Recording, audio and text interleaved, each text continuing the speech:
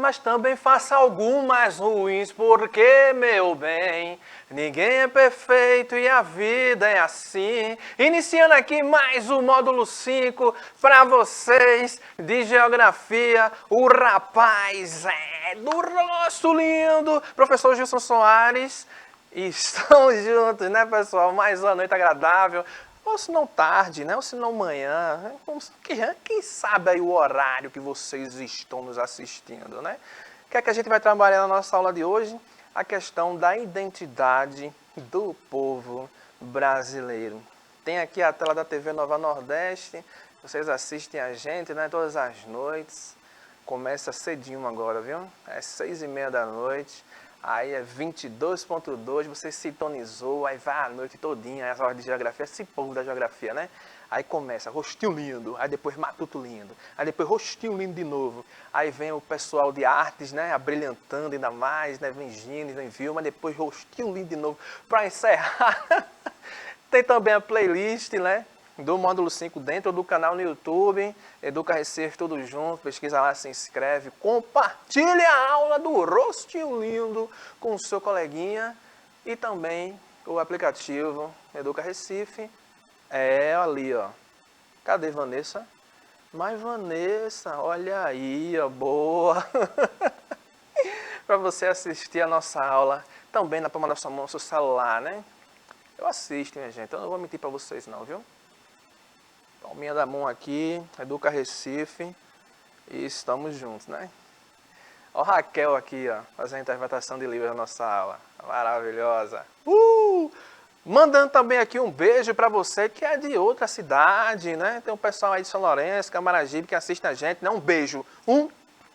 Beijo, olha aí. Aí vê essa imagem na sua tela. Que imagem, hein? Joga na tela, Vanessinha. Boa, Goiânia. Olha aí, você vê aqui uma rua, né, em determinado local, em que nós temos aqui várias pessoas, né? Mas aí você vê que se assemelha muito ao povo brasileiro, como a gente trabalhou na aula passada. Não tem aquele traço fenotípico que vai determinar a característica de um povo brasileiro. E aí dentro dos grupos sociais que estamos inseridos, as pessoas vão pensar de formas diferentes, vão ter escolhas diferentes, vão se identificar com culturas diferentes.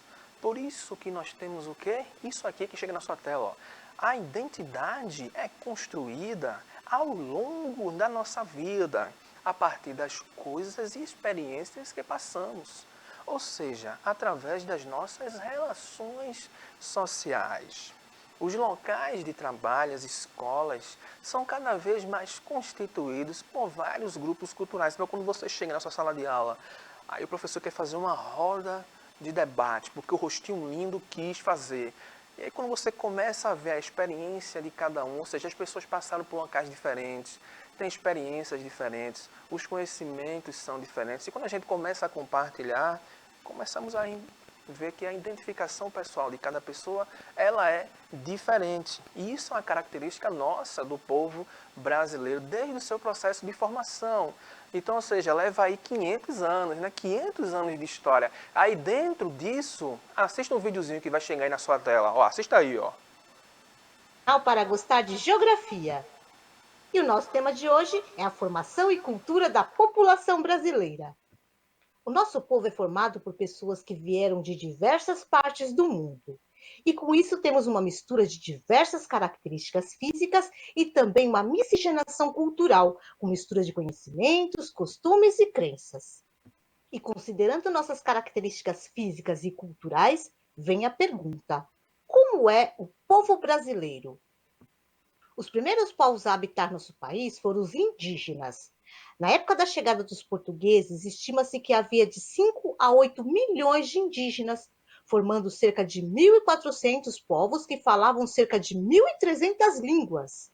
Apesar das diferenças culturais, os povos indígenas tinham muita coisa em comum, como a posse coletiva da terra e sua interação com a natureza.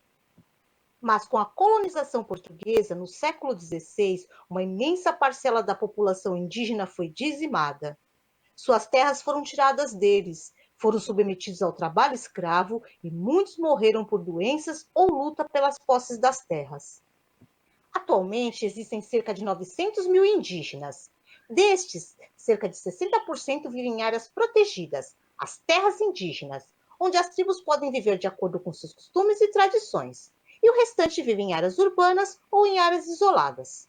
A Fundação Nacional do Índio, a FUNAI, tem equipes destinadas a localizar essas populações indígenas isoladas e demarcar suas terras, para garantir que o modo de vida desses povos não seja afetado.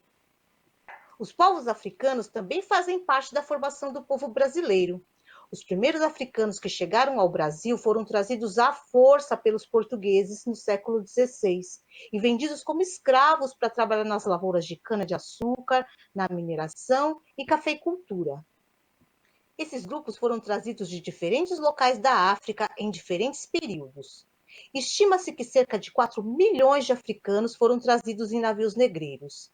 Em razão dos maus tratos, castigos e torturas, houve um elevado índice de mortalidade negra ao longo dos séculos, e infelizmente esse índice ainda é alto por causa do racismo. Mas os africanos resistiram à escravidão imposta, e um dos maiores símbolos dessa resistência são os quilombos, que eram locais isolados onde os negros se refugiavam para escapar da escravidão. Atualmente, existe cerca de 3 mil comunidades quilombolas, onde moram pessoas que se identificam como descendentes de escravos e sempre ocuparam esse território específico. Por isso, solicitam a regularização dessas terras. Por muito tempo, a cultura africana foi desprezada pelos povos brancos, e mesmo após a abolição da escravatura, em 1888, o preconceito e o racismo foram mantidos, e ainda há muito o que se combater. Apenas na primeira metade do século XX é que a cultura afro-brasileira ganhou espaço no cenário nacional. No censo de 2010, foi a primeira vez que a população negra, composta por negros e pardos, ultrapassou a raça branca nesse tipo de pesquisa. Isso aconteceu porque, por um lado, houve o maior número de nascimentos entre a parcela da população negra, e, por outro, aumentou a quantidade de pessoas que passaram a ter orgulho de se declararem afro-brasileiros. Outros povos que também fazem parte da formação do povo brasileiro são os imigrantes brancos e asiáticos. Os primeiros brancos a chegarem ao Brasil no século XVI foram os portugueses, dando início à colonização. A partir do final do século XIX, uma grande quantidade de imigrantes vieram para trabalhar no Brasil, entre eles italianos, alemães, franceses e espanhóis.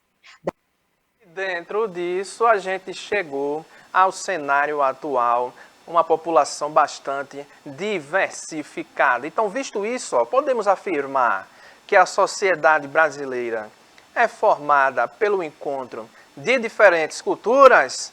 Vocês vão pensar sobre isso, vão dialogar com seus colegas de classe, seus professores, professoras. Chega lá no nosso canal do YouTube, deixa lá um beijo pro rostinho lindo, porque o módulo 5 encerra aqui agora. Até a próxima semana, pessoal.